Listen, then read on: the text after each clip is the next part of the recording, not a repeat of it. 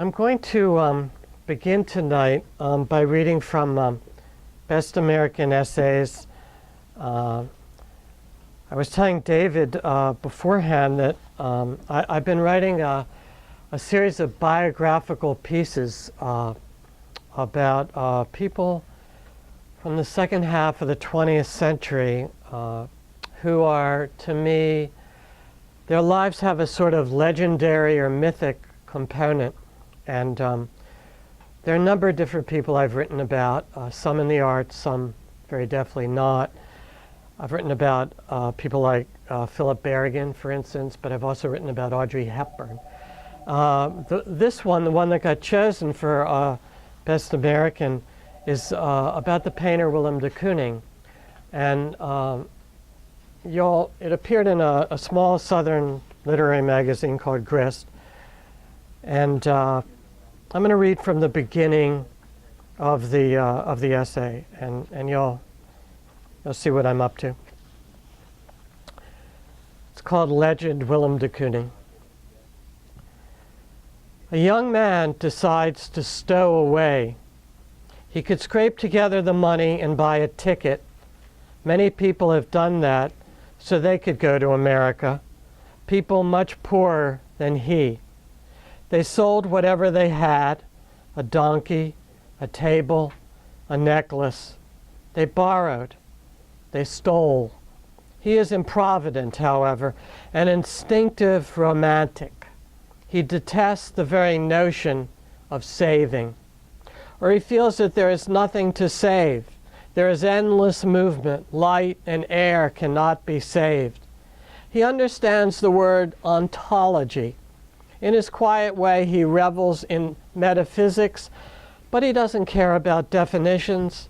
He cares about paint. They're not as a fine artist. He makes signs and paints houses. Paint cares for the world. Paint is practical. Like everyone, he has notions about America. Largely, they stem from the movies. America is the land of fantasy, of Chaplin and Keaton. He likes the humor, the drollery, the commerce between the possible and the impossible, the grimace of longing. Even from afar, he understands the loneliness of the place, all those little human molecules bouncing off one another as they pursue the chimera of happiness.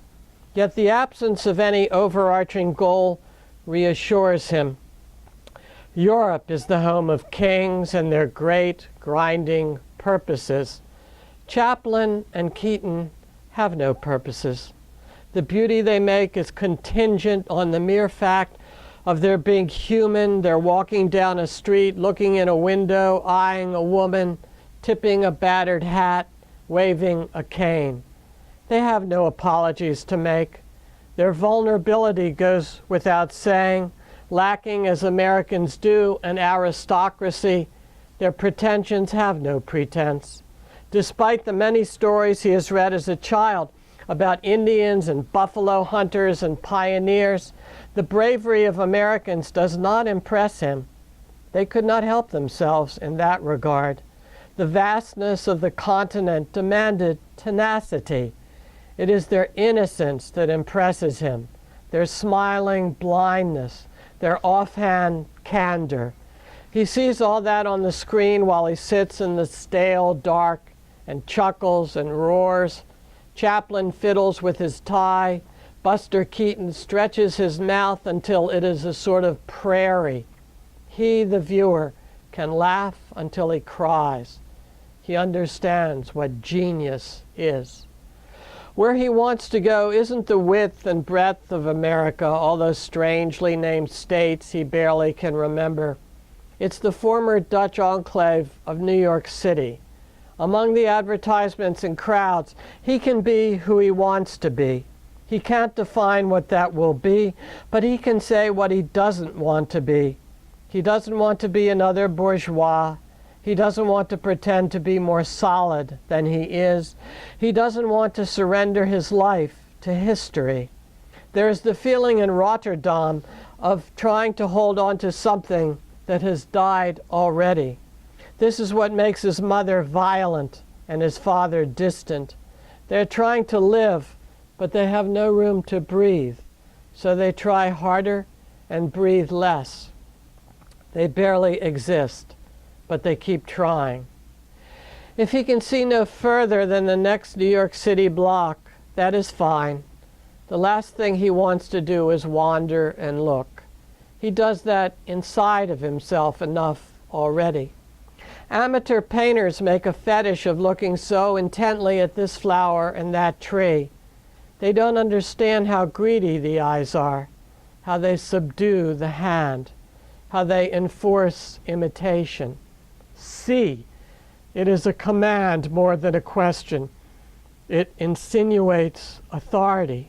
See what I see. See what society sees. See what you are told to see. He prefers the question. The modest amount of space infested by gargantuan buildings that distinguishes New York City pleases him. For him, it is best that the rest of the nation remain in novels and histories. Like too much turp in the paint, being elsewhere would thin out the feeling. When he sits in a movie theater in Rotterdam and sees the cowboys galloping across the plains, he senses that that may be one of America's dilemmas. The distances are bound to mock any feeling. The hero is always looking into the distance beyond the woman who stands there pleading. When he tells his friends about his plans, they laugh and ask, "Ter Texas? Neen Texas," he replies. Like everyone in his nation, he has lived his life not far from the sea.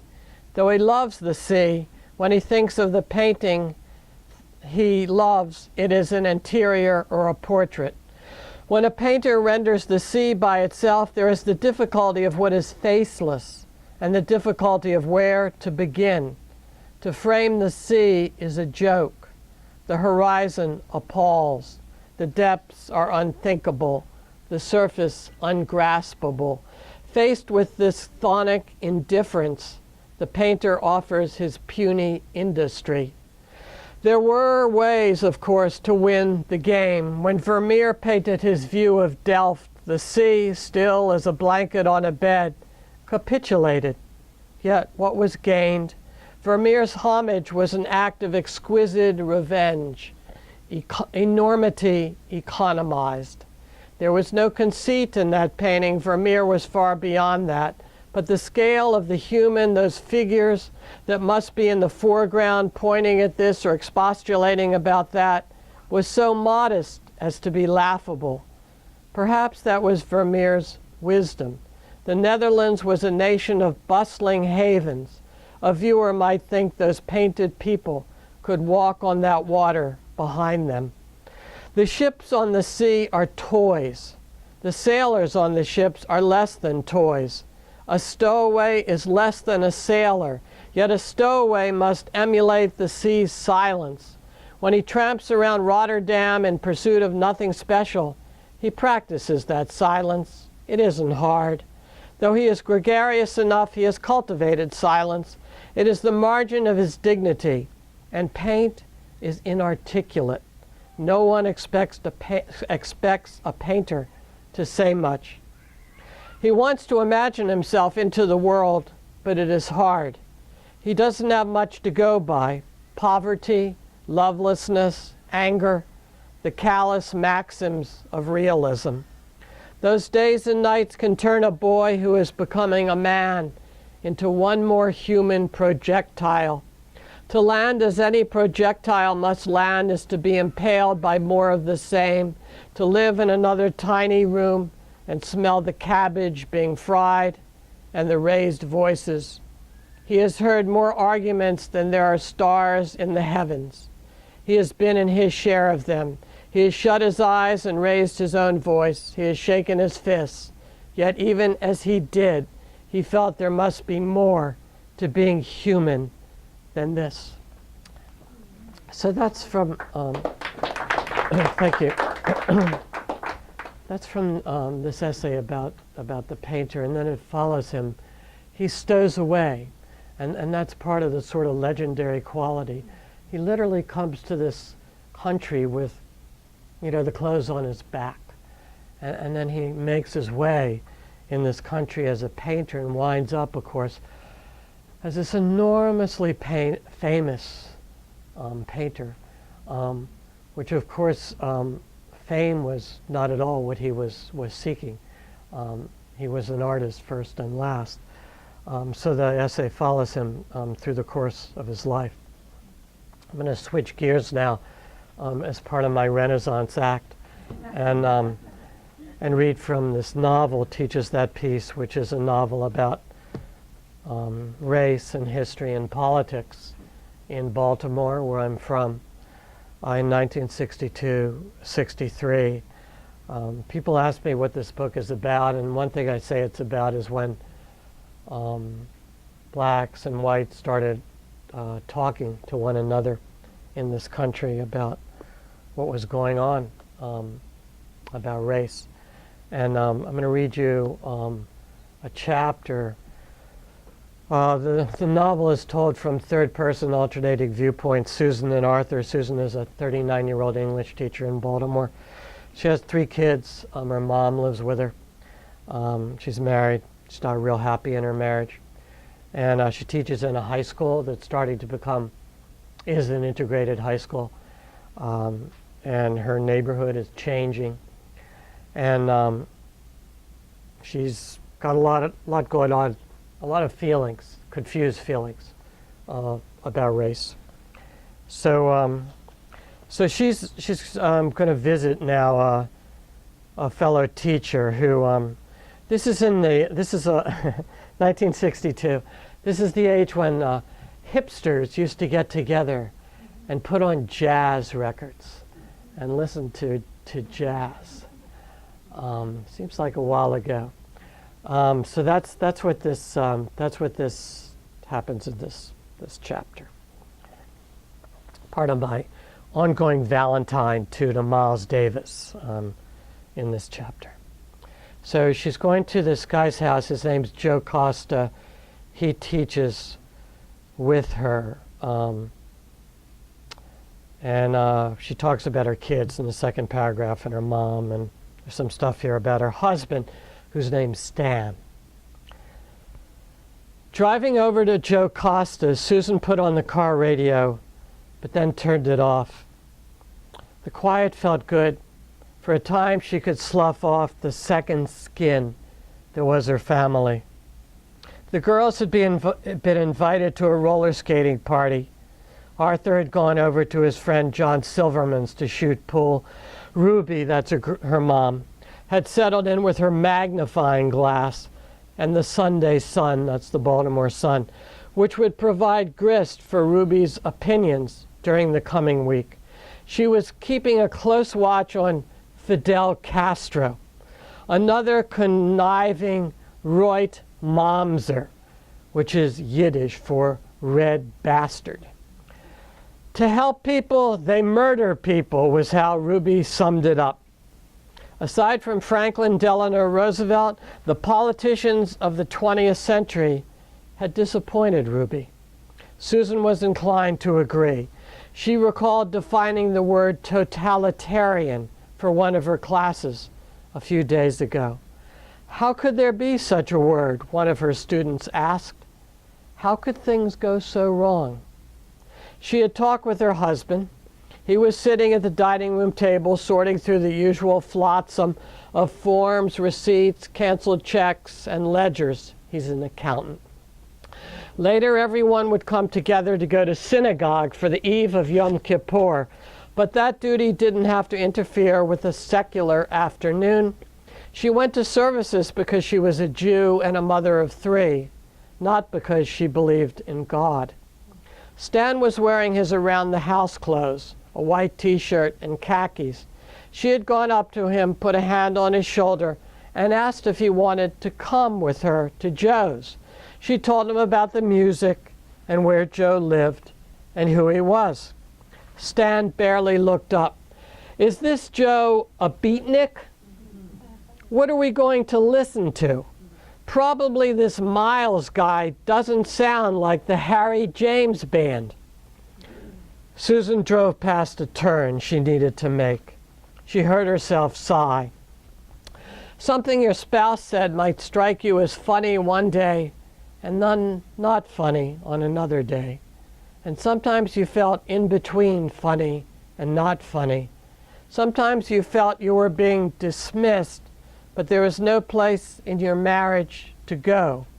You were still there in the room with the person. She told Stan that Joe Costa wasn't a beatnik. He told her to have a good time. He would catch the Colts on the radio. What stayed with her was the feeling of picking her hand up from his shoulder. His shoulders were still broad and beautiful. She had met him in 1944 and admired him in his uniform. On their first date, she had wanted to touch the person in that uniform and be touched by him. Picking her hand up from his shoulder, she felt the emptiness of the air. It shocked her.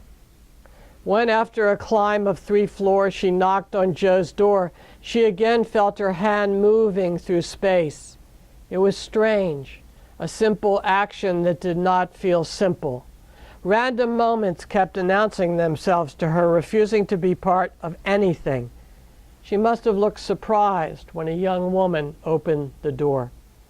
"You must be Susan." The woman gave a warm, toothy smile.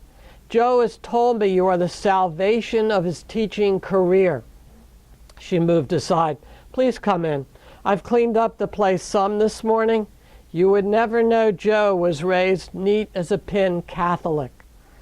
Joe rose from a tattered couch on the other side of the big attic room that was a combination living room, kitchen, and bedroom. The couch looked as though a few generations of cats had been clawing at it. "She means that Catholics just keep a crucifix on the wall and a pair of trousers in the closet for church, and that's all they have. Deprivation makes them neat." He grinned.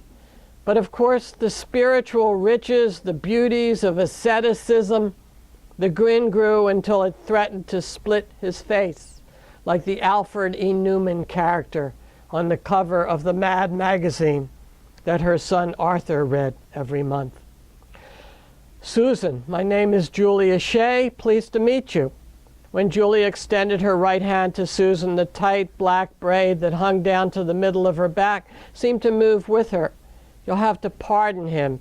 Joe is still ridding himself of his altar boy youth. It's one reason why he's so messy." She shook her head. "There are many reasons, alas." "Down with reason, say I." Joe had come up behind Julia, put his arms around her waist, and rested his chin on her left shoulder. He hugged her to him. Joe hadn't been lying about giving up his little black book. "What, may I ask, is all this Catholic talk? What religious desperados have I fallen in with?" The tenor voice, it was musical, came from a corner of the kitchen area where Susan hadn't looked. A Negro man about her age emerged from the corner with a glass of wine. "Here I am, brought up a good American Protestant, and look with whom I am consorting. I need to call the Klan." He halted a few steps away from the others and nodded to Susan. "I'm glad to meet you, Susan. Jarvis Baker's the name. I teach music at City, that's a high school, and had your son Arthur in my introduction to music class last year. He's a fine student." He stopped to take a sip of wine. "Good vino, Joe.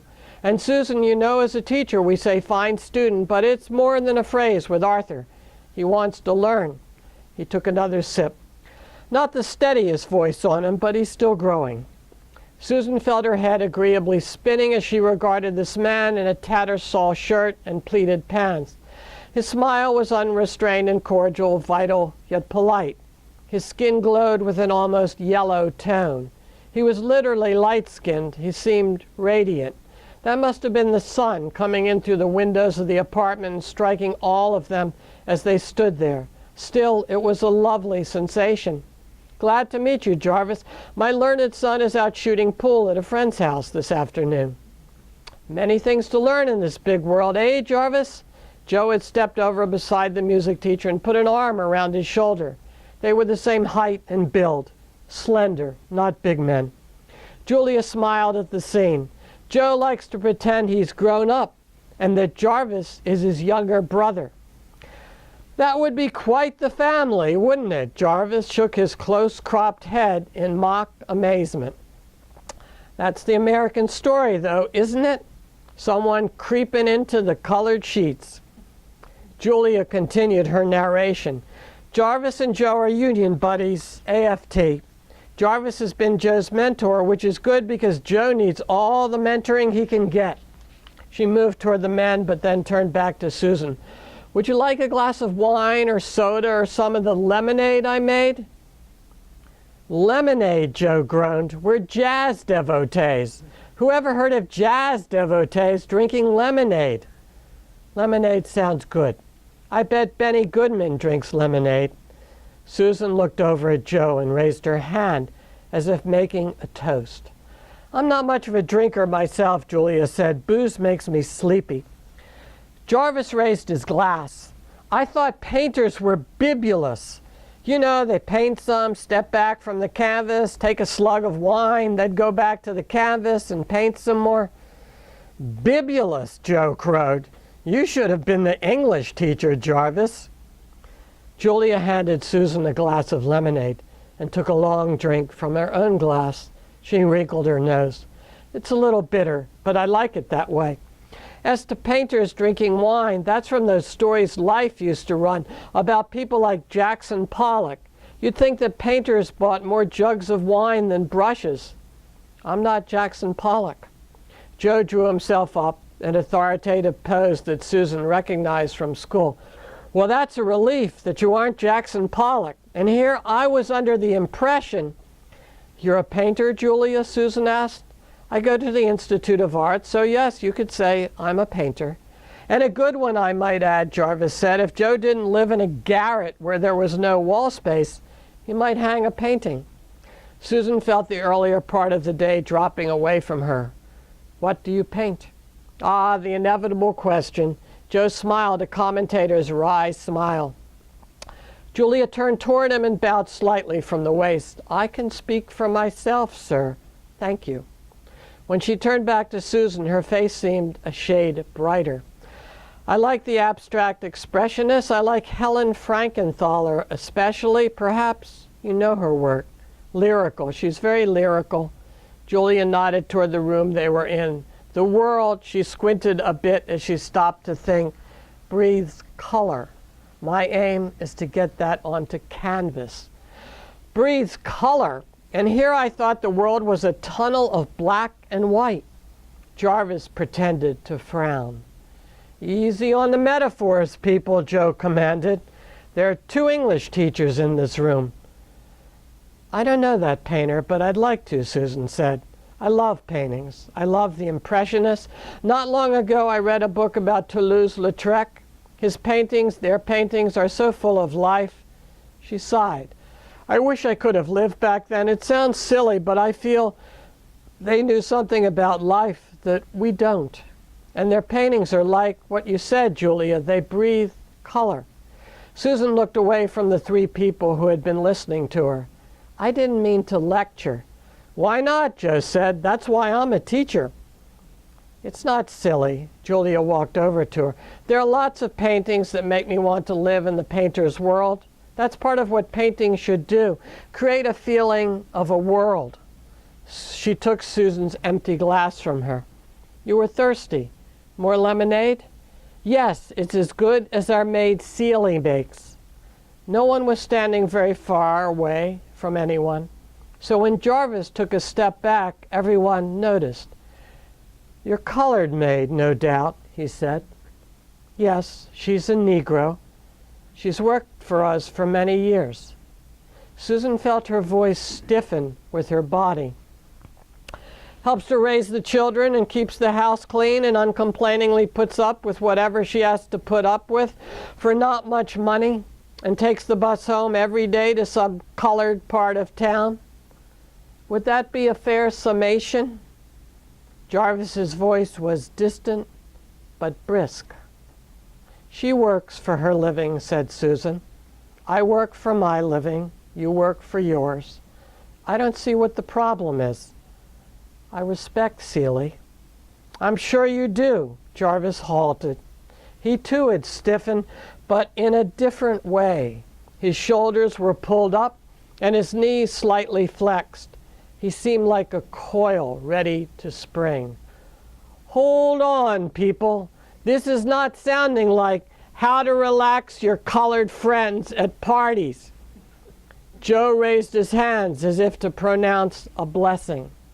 I call upon the sacred spirit of Lenny Bruce, all-consuming joker and destroyer of insidious stereotypes, to consecrate this social occasion. Joe waved his hands around, a hocus-pocus gesture. Susan felt somehow frozen in place. She was on an ice-covered pond, and a crack was heading toward her. Jarvis laughed a hearty from-the-gut laugh. You're always on the case, little brother. To quote Lenny, Ray Charles is Jewish. I'm not arguing that. He turned to Susan. No offense, Susan. I heard it in church, and it's true. The river is wide. Metaphor again. Joe's hands were still meandering in the air. Susan sought words, but found none. Some of the sudden tension was gone, some was still there. She wanted to bury her face in Jarvis Baker's chest. Julia came up beside Joe and gently brought his hands down, then held on to them.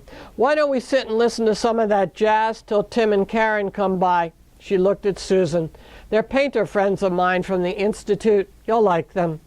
In a show of female bustle, she headed toward the kitchen. Now, did I ever get you that lemonade? More wine, Jarvis? It's free of charge. Susan felt that she had been spun around and was once again facing in the right direction. Julia's braid reminded her of how Iris, one of her daughters, talked about growing her hair. She remembered Lou, who's a friend of hers, Lou's crack about her Catholic schoolgirl flip. Joe and Jarvis had moved over to the stereo where Joe was holding up a record jacket, Kind of Blue, by Miles Davis. Susan saw the photo on the LP's front cover, a close-up of a Negro man playing the trumpet. What track is it going to be, Jarvis? I'm feeling like Blue and Green. You know, I like to hear that white boy play the piano. He laughed softly. Some black folks felt it was wrong giving a white cat that seat, but he can play. He can more than play. That's Bill Evans. That's who that little white cat is there. Joe waved a beckoning arm to Susan. Come to the Kasbah, also known as the listening area. It's really the genuflection area, Susan. Julia called from the kitchen. Watch out.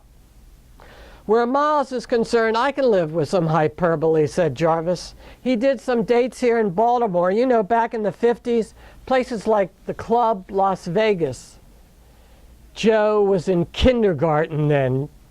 Julia brandished lemonade in one hand and a wine glass in the other.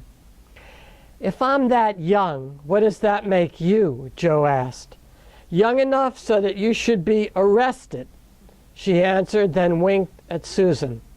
I'm actually older than I look. Susan took her lemonade. She felt she could have stood there all afternoon and listened to their repartee. Joe was funny in school, but seeing him here with Julia and Jarvis made him seem both exotic and regular. This ramshackle room with these people and others like them was his life. Joe put an arm around Julia's waist. We'll discuss the matter of your age later, miss. Now I'm going to put this long-playing disc on this turntable and put the needle down on track number 3. Probably I have to let go of you to do that. Darn. He bent over toward the stereo, which was perched on a low, suitably battered table. Susan, take a seat, please. Susan sat down on an armchair covered in something like chintz. It felt a little greasy. Like every item of furniture in Joe's apartment, it looked as though it had been rescued rather than purchased. She sat back as best she could. A piano and bass began a tentative dialogue. Then the other instruments joined in, offering their voices. But though time elapsed, it didn't feel to Susan that the music proceeded from beginning to end. It was more like a mood imperceptibly descending. The instruments were just as much talking to themselves as to each other, reflecting and pursuing some vision of feeling, but saying only what needed to be said. It was more like a cloth woven from thoughtful sound. It was more like a fragile yet sinuous pulse. When it ended, she was surprised. The music felt like a state of grace, something tender and expressive that should go on forever. But it was a trapdoor, too, something she had unexpectedly fallen through. She almost gasped. Miles, he's never in a hurry to leave a note, is he? That's part of his genius. Jarvis was standing looking out one of the dormer windows at the rose pink of a late afternoon sky. He turned to address the others. He must be one hell of a lover. Jarvis smiled broadly. Sorry, ladies, if I offended you. No apologies necessary, Julia said. He does take his sweet time. She smiled a demure smile. I didn't mean to speak for you, Susan. And what do you think, Susan? Joe was seated on the couch beside Julia. There was nothing antic in his voice. It was almost dreamy. It's not what people call a tune, is it? Susan asked back. Jarvis stepped over to her. No, it's not a tune. Miles has never been out to entertain folks' ears. He wants, Jarvis paused, he wants to ravish and enlighten us. He paused again and looked at Julia. What you said about the paintings, wanting to live in the painting, well, I wouldn't mind living in blue and green. Sounds like a painting title, doesn't it? He glided back to the window, then raised and lowered his shoulders. Susan was watching. It was as if the music's slow fire had infused his body. She turned to Joe and Julia. Would you play another one, she asked. Don't be stingy, Joe. I can genuflect, see? Susan bowed her head a bit, then raised it. Once more she turned her eyes to Jarvis. Who is that pianist? He plays like a ghost. Thank you. So music is a big part of this novel, and black music in Baltimore. I have another chapter where Arthur, her son, is driving around at night, late night in Baltimore, and he's just listening to the radio. And Solomon Burke comes on the radio, and it's just about the beauty of that music and being with that music. Okay, I'm going to end tonight for my final Renaissance curtsy here. I have a book of poems coming out next year. And I'm going to read the poem from this that is the kind of the title poem. The book is called Unidentified Sighing Objects. That's the title. And the phrase comes from this poem. The book has a number of what I call odes, O-D-E-S, they're word that appears in crossword puzzles every now and then. You'll say, Alexander Pope wrote them, which stumps a lot of people probably nowadays, but anyway. There are a number of odes in there, and this is one. And so this is an ode to George Hansen. George Hansen is an imaginary person. George Hansen is the name of the lawyer whom Jack Nicholson plays in Easy Rider. Ever seen Easy Rider? You remember that Jack Nicholson, who is this reprobate small-town lawyer, hooks up with Peter Fonda and Dennis Hopper, and off they go to ruination. It's an exciting ruination, but ruination. And Jack's already ruined anyway because he's Jack. So I've always loved this character. In that movie, I've never quite identified with Peter Fonda or Dennis Hopper, which just haven't done that, but I identify a lot with the Jack Nicholson character. So I wrote this poem. And one thing you have to know is in the movie, which I assume you've all seen 8 times, but if you haven't seen it 8 times recently, Jack Nicholson appears in the movie with a varsity sweater on, this big kind of bulky sweater. And the sweater has an M on the front of the sweater. And so this refers to that. And again, thank you all for coming out this rainy evening. Ode to George Hansen, Easy Rider. The M on his varsity sweater stands for meaningful. Means overeducated small-town lawyer. Means ingratiating pain in the butt boozer. Means understands the word irony. Means buried above ground, but lurching through the days, one pint to another, calendar of non-coincidences.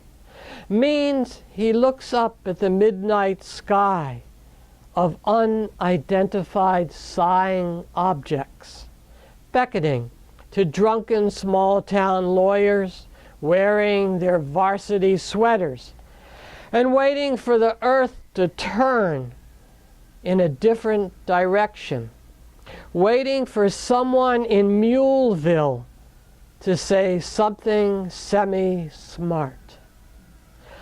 M stands for mom, marijuana, Malthusian, momentary. This small-town lawyer tossed in the clink, hoosgout for his own good, where he meets 2 LA hippies and splits, in search of the freedom which he knew without consulting any mystic text or atlas was not in Louisiana, but somewhere inside him, maybe next to his spleen or in back of his head, where he can't see, which was all the better, and called for a drink. Man has a beautiful legal smile, charm money out of wallets, women out of their clothes, rain out of the clouds, but he blew it, pouring bourbon on his shrewd thirst, waking up in the clink, looking around only half bewildered, still on earth, unlevitated by the Venusians in their sighing objects. George Hansen, small-town, upright, derelict lawyer, buried above ground, but walking and talking and stalking a good time. Beaten, lynched, burned, shot, blown up, sitting around the campfire with 2 LA hippies, explaining freedom, lecturing the roaming lights in the night, the intelligent ones who live among us but must be silent. Thank you.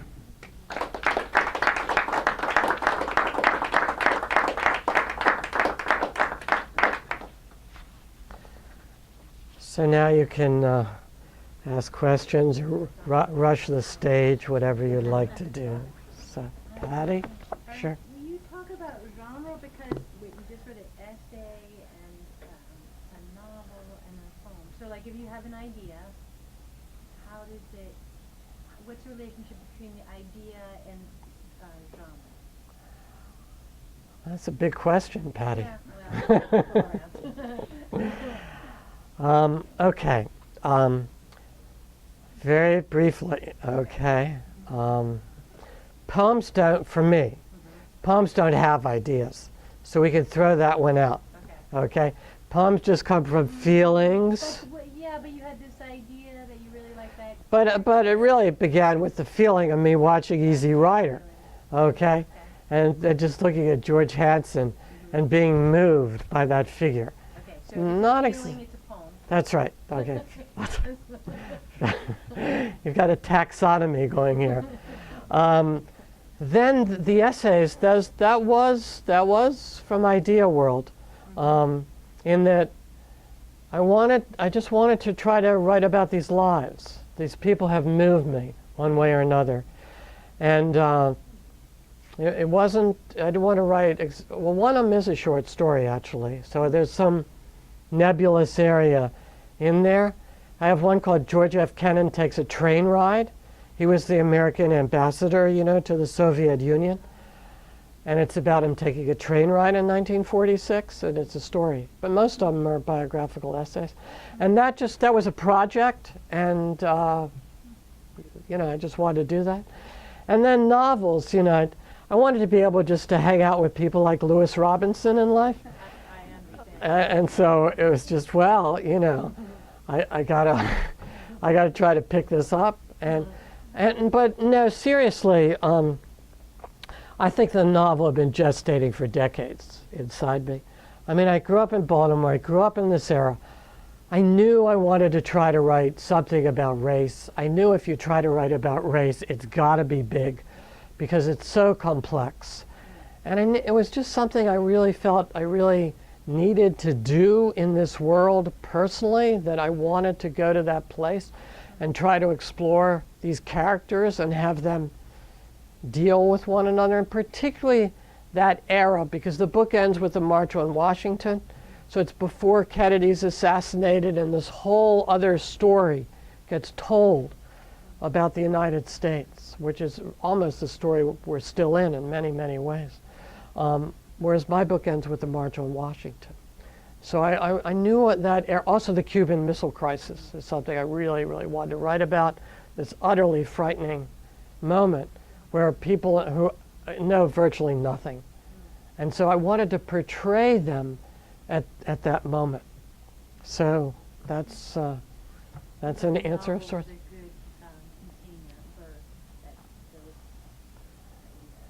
Yeah, well, you have this fantastic latitude, with a novel. I mean, poems, a couple hundred words, novels, a boatload of words. Novels it's like, you're back 40, so to speak. You can just go out there and graze, You don't do that with poems. No grazing with poems, so yeah. Any other very trying questions like that anybody has?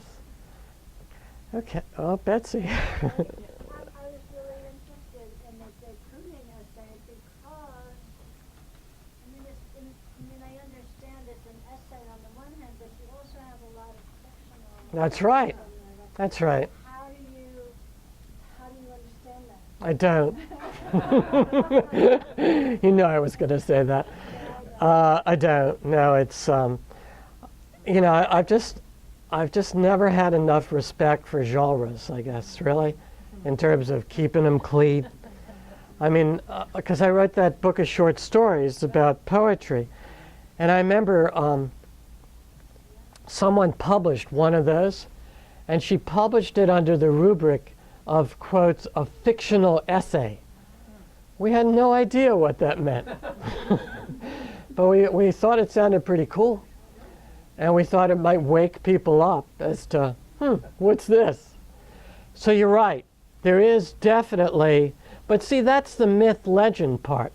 And so I mean, I'm a poet. I'm not interested in the facts. The facts are just a boring level of imagination, typically, for me. I'm interested in, well, what's going on here? What is the real story here? This stowaway comes to America, becomes incredibly famous, also is, a womanizing dipsomaniac, yada yada. What's going on here? And in many ways, it's sort of the last Renaissance artist in the whole skein of art history. Who is this person? That's what interested me. Also, we all grew up, you and I, on all those biographies where they made up all the dialogue anyway, right? Right? Luther Burbank, boy wizard. They didn't know what Luther Burbank was saying to his mom, But it really was pretty great, I thought, as a kid, right? Like, look what Luther said to his mom, so, yeah. I think those books influenced me quite a bit, actually.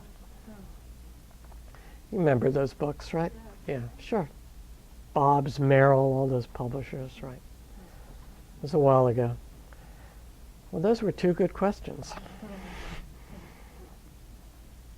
Okay, thank you all again.